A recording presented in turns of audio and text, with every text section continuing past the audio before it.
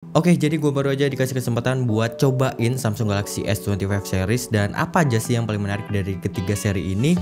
Mari kita bahas dan langsung aja, ini adalah videonya. Let's go.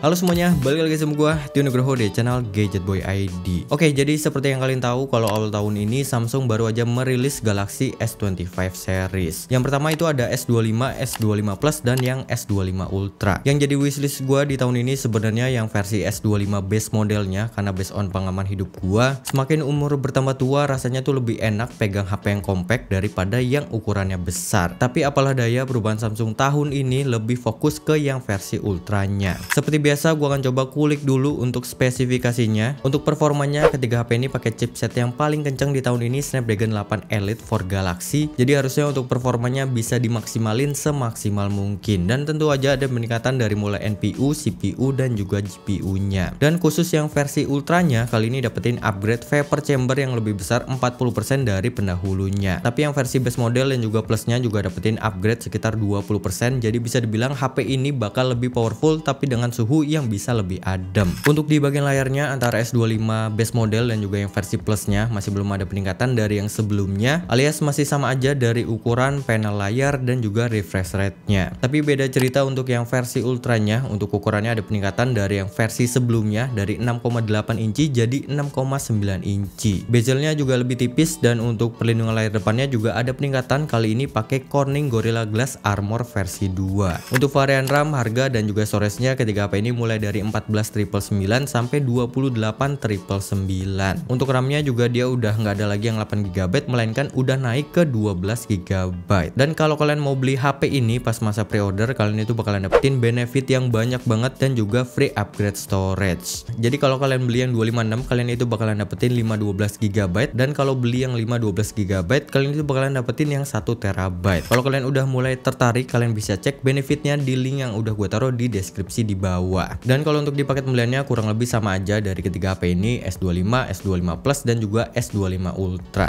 Jadi apa aja yang kira-kira paling menarik dari ketiga handphone ini? Kalau secara desain yang paling menarik menurut gua itu di versi ultranya. Sekilas sebenarnya nggak ada yang signifikan, tapi kalau misalnya kita lihat lebih detail dan pegang langsung handphonenya, perubahannya itu bakal cukup berasa. Kalau kalian lihat di sini untuk bodi HP-nya kali ini lebih mengotak dan sudutnya itu lebih melengkung dari yang sebelumnya. Untuk penggunaan harian menurut gua ini lebih kerasa nyaman dan lebih enak buat dipegang, apalagi untuk bobotnya lebih ringan dari yang sebelumnya. Tapi ini bukan soal desain, Pak. Menurut gue yang paling menarik itu di pilihan casingnya. Mulai dari versi base modelnya sampai ke yang versi ultranya, pilihan casing official di tahun ini lebih banyak dan lebih menarik banget. Yang paling gue suka itu yang kolaborasi sama Crocs. Ini modelnya bener-bener lucu banget, dan juga kita bisa tempelin beberapa tambahan aksesoris lagi di lubang casingnya. Apalagi dia udah ada tambahan gripnya. Jadi ini kayak ala-ala pakai sendal aslinya, tapi bedanya kali ini dipakai di tangan kita. Untuk pilihan warna S25 dan juga S25 Plusnya juga cukup banyak dan menarik banget, apalagi yang warna coral rednya. Asli, Samsung tahun ini berani banget ngeluarin warna yang seperti ini, dan justru ini yang bikin gua jatuh hati, Pak. Warnanya tuh berani, pekat, tapi tetap kelihatan elegan. Asli, ini cakep banget sih. Dan untuk pilihan warna yang versi ultranya menurut gua lebih kalem, lebih serius, dan lebih nyari aman. Mungkin karena ya target marketnya ini berbeda. Dan untuk pilihan warnanya juga ini beda-beda. Maksudnya kalau kalian beli offline itu pilihan warnanya beda, dan kalau online itu juga berbeda.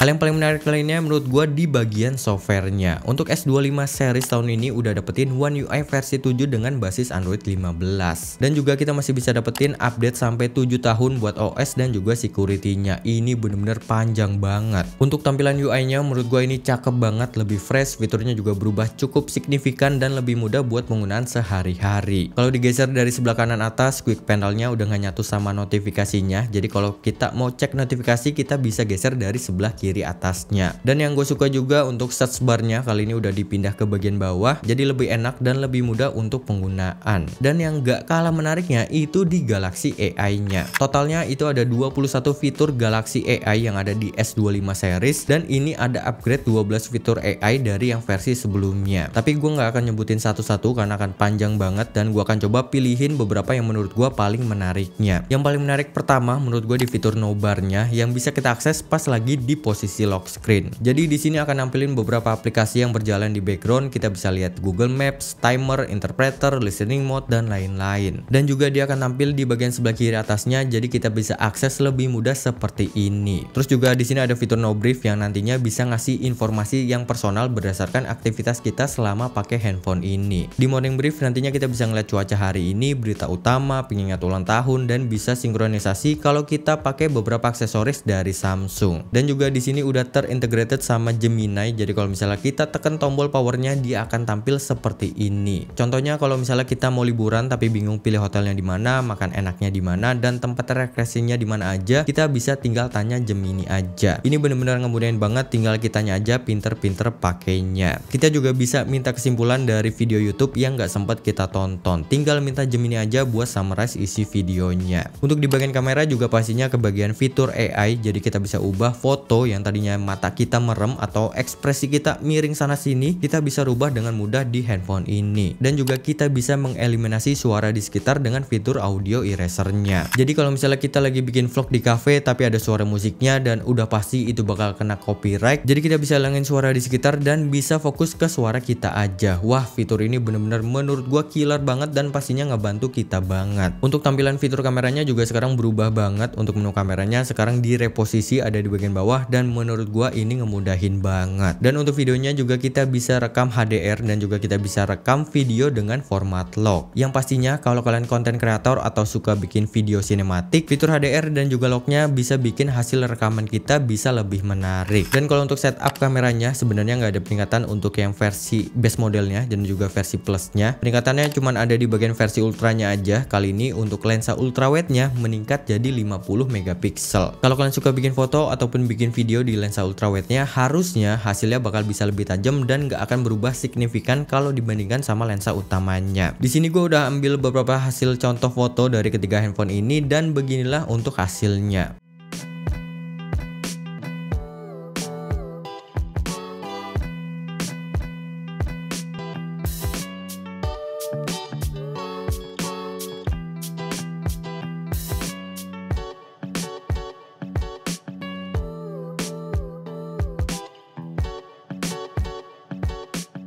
Oke, jadi gimana menurut kalian soal S25 series tahun ini? Kalau menurut gua ya, untuk tahun ini Samsung lebih fokus di bagian softwarenya. Dari mulai One UI 7 yang tampilannya cakep banget, update yang juga panjang banget, Galaxy AI-nya juga banyak banget, gue sampai pusing ngedengerinnya saking banyaknya, dan ekosistem yang bisa dibilang makin kesini makin mancing isi rekening, Pak. Dan juga untuk hardware-nya, terutama di bagian prosesor yang sekarang itu untuk semua versinya ya, itu udah pakai Snapdragon 8 Elite for Galaxy. Jadi bisa dipastikan untuk semua series di tahun ini S25 series itu bener-bener menarik banget. Dan ya mungkin segitu aja video singkat gua kali ini, karena gue baru nyobain S25 series ini singkat banget, jadi belum ada yang bisa gue jelasin lebih detail. Dan oke, mungkin segitu aja. Terima kasih banyak. Kalau kalian ada pertanyaan boleh banget tambahin di kolom komentar di bawah.